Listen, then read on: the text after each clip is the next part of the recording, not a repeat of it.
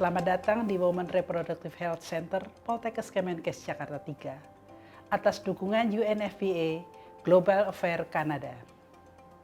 Women Reproductive Health Center atau WRHC merupakan pusat studi kesehatan reproduksi perempuan sebagai pusat informasi, edukasi, dan konsultasi tentang kesehatan reproduksi perempuan, seksual, dan gender. Kami hadir untuk mendampingi sahabat perempuan sekalian.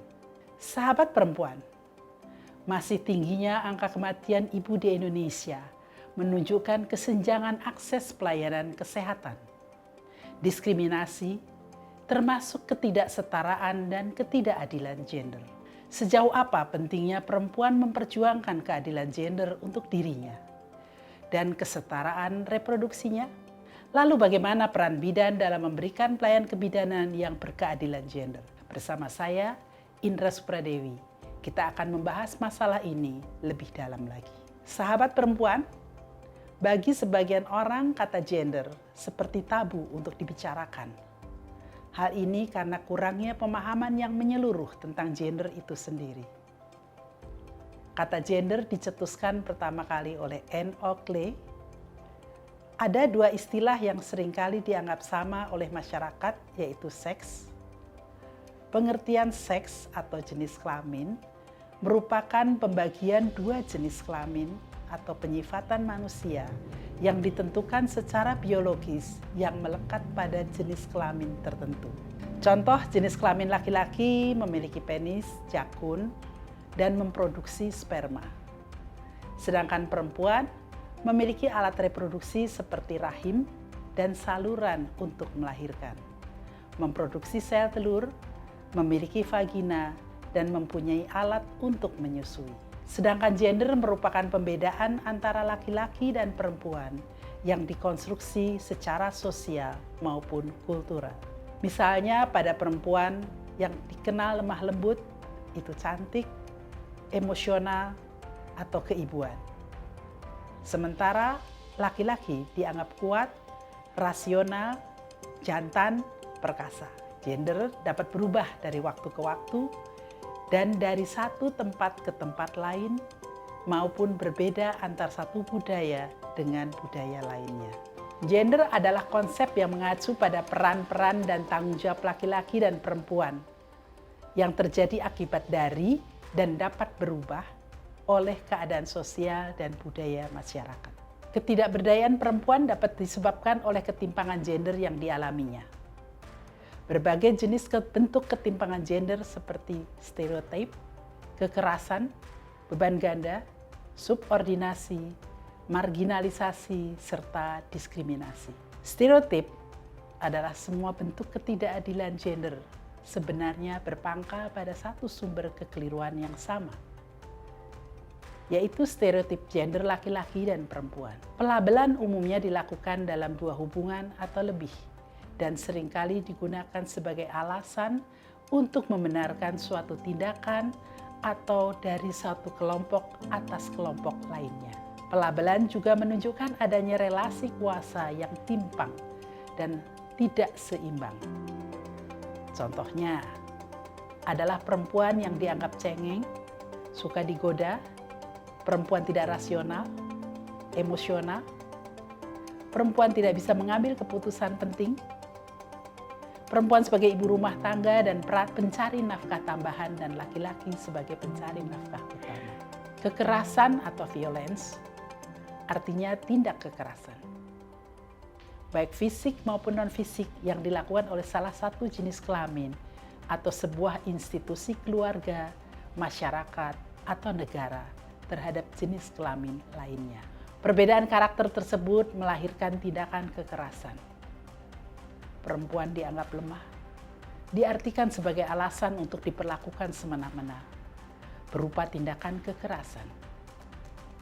Sebagai contoh, pada kekerasan fisik, yaitu pemukulan terhadap perempuan, penyiksaan dan pemerkosaan yang mengakibatkan perasaan tersiksa dan tertekan, pelecehan seksual, eksploitasi seks terhadap perempuan, dan pornografi. Sedangkan kekerasan psikis adalah perbuatan yang mengakibatkan ketakutan, hilangnya rasa percaya diri, dan atau penderitaan psikis berat. Contohnya, suami memaki istrinya dengan kata-kata yang membuat sang istri sakit hati dan merasa rendah diri. Kekerasan seksual adalah perbuatan yang berupa pemaksaan hubungan seksual dengan cara yang tidak wajar dan tidak disukai. Pemaksaan hubungan seksual dengan orang lain dengan tujuan komersial dan atau tujuan tertentu. Beban ganda atau double burden.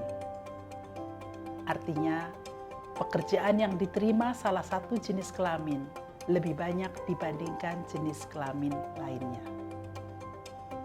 Upaya maksimal yang dilakukan mereka adalah mensubstitusikan pekerjaan tersebut kepada perempuan lain, seperti pembantu rumah tangga atau keluarga perempuan lainnya. Namun demikian, tanggung jawabnya masih tetap berada di pundak perempuan. Akibatnya, mereka mengalami beban yang berlipat ganda. Subordinasi, artinya suatu penilaian atau anggapan bahwa suatu peran yang dilakukan oleh salah satu jenis kelamin lebih rendah dari yang lain. Contohnya adalah persepsi tentang kedudukan dan peran perempuan dianggap lebih rendah. Marginalisasi, suatu proses peminggiran akibat perbedaan jenis kelamin yang mengakibatkan kemiskinan. Banyak cara yang dapat digunakan untuk memarginalkan seseorang atau kelompok. Salah satunya adalah perempuan dianggap tidak pantas menjadi pemimpin karena tidak tegas. Laki-laki dianggap tidak pantas bekerja di rumah sehingga laki-laki selalu dilayani. Diskriminasi, pembedaan perlakuan terhadap seseorang atau sekelompok orang dikarenakan jenis kelamin, ras, keyakinan, status sosial atau suku. Misalnya, memberikan keistimewaan kepada anak laki-laki untuk mendapatkan pendidikan yang lebih tinggi dibandingkan anak perempuan. Pembedaan upah karyawan perempuan dan laki-laki untuk jenis pekerjaan yang sama. Terkait adanya hubungan relasi kuasa antara laki-laki dan perempuan dapat menyebabkan perempuan tidak berdaya. Sebagai contoh, dalam hubungan suami istri, karena suaminya melarang menggunakan alat kontrasepsi, sehingga istrinya mengalami kehamilan yang tidak diharapkan atau KTD. Jumlah anak yang terlalu banyak, jarak kehamilan dan kelahiran yang terlalu dekat, umur yang terlalu tua dan terlalu muda untuk hamil dan melahirkan, atau dikenal dengan 4 terlalu. Oleh sebab itu, bidan harus mampu memperjuangkan hak reproduksi perempuan dalam menghadapi tradisi budaya patriarki yang dapat merugikan perempuan. Memperhatikan masalah tersebut, maka diharapkan bidan tidak hanya mampu memberikan pelayanan kebidanan, namun harus mampu menggerakkan dan memberdayakan masyarakat, terutama dalam mengawal kesehatan reproduksi dan seksual perempuan. Dalam memahami gender, sahabat perempuan perlu mengetahui hak reproduksi dan kesehatan perempuan. Hak-hak reproduksi dan kesehatan seksual berlaku untuk semua perempuan dan laki-laki. Memperhatikan hak-hak reproduksi dan seksual tersebut, bidan sebagai tenaga kesehatan berkewajiban memberikan pelayanan seksualitas, kesehatan reproduksi perempuan sesuai dengan hak-haknya. Masalah gender muncul bila ditemukan perbedaan hak, peran, dan tanggung jawab karena adanya nilai-nilai sosial budaya yang tidak menguntungkan salah satu jenis kelamin, lazimnya perempuan. Menyebabkan ketimpangan gender karena hubungan relasi kuasa antara laki-laki dan perempuan. Untuk itu, perlu dilakukan rekonstruksi sosial sehingga nilai-nilai sosial budaya yang tidak menguntungkan tersebut dapat dihilangkan. Sahabat perempuan, pengaruh utamaan gender seringkali diartikan sebagai upaya menyaingi laki-laki, sebuah pemahaman yang keliru. Pengaruh utamaan gender atau PUG adalah suatu strategi untuk mencapai kesetaraan dan keadilan gender. Bertujuan agar semua program pembangunan dapat terlaksana dengan mempertimbangkan kesempatan akses perempuan terhadap pembangunan dengan adanya kendali dan manfaat untuk perempuan. PUG berfokus pada pemenuhan kebutuhan dasar dan segera serta seringkali berkaitan dengan kelayakan kondisi hidup. Pelayanan kesehatan, fasilitas kesehatan seperti ketersediaan air bersih, ketersediaan konsultasi KB, pemahaman yang keliru tentang pengaruh keutamaan gender membuat berbagai ketimpangan gender terus dialami oleh perempuan. Sahabat perempuan, fenomena ini harus ditanggung oleh seorang perempuan. Ibu yang mengalami komplikasi kehamilan seperti kehamilan tidak diharapkan, keguguran, proses persalinan yang lama, preeklamsi atau eklamsi, perdarahan yang dapat berakhir dengan kematian ibu dan bayi. Pemaksaan hubungan seksual seperti perkosaan, perempuan cenderung mengalami kehamilan tidak diharapkan. Tertular infeksi menular seksual atau IMS dapat memicu terjadinya berganti-ganti pasangan. Perempuan menjadi pengguna narkotika, psikotropika, dan zat adiktif lainnya, dan mengalami kemiskinan. Pemaksaan hubungan seksual termasuk bentuk kekerasan seksual. Dampak ini yang paling merasakan akibatnya adalah perempuan dan anak. Penderitaan yang dapat dialami seperti kematian bayi dan anak, kehamilan tidak diharapkan, kelahiran berat bayi lahir rendah, komplikasi kehamilan, aborsi tidak aman, masalah kandungan lainnya, kesehatan fisik yang buruk, IMS, HIV, perlukaan, nyeri kronis, stres, kecemasan, kesehatan mental yang buruk, penyalahgunaan narkoba, depresi, bunuh diri, dan sebagainya. Kondisi ini sangat mempengaruhi kualitas hidup perempuan dan anak yang dilahirkannya. Bidan dibutuhkan dengan karakter yang peduli terhadap pelayanan kesehatan yang berkeadilan gender. Sehingga program pengaruh keutamaan gender pada pendidikan kebidanan Poltekkes Kemenkes Jakarta 3 merupakan program pendidikan kebidanan yang menekankan konsep dan dampak gender, kepemimpinan, serta hak seksual dan reproduksi ke dalam proses pembelajaran. Program ini bertujuan agar lulusannya mampu memberikan pelayanan kebidanan dengan perspektif keadilan gender.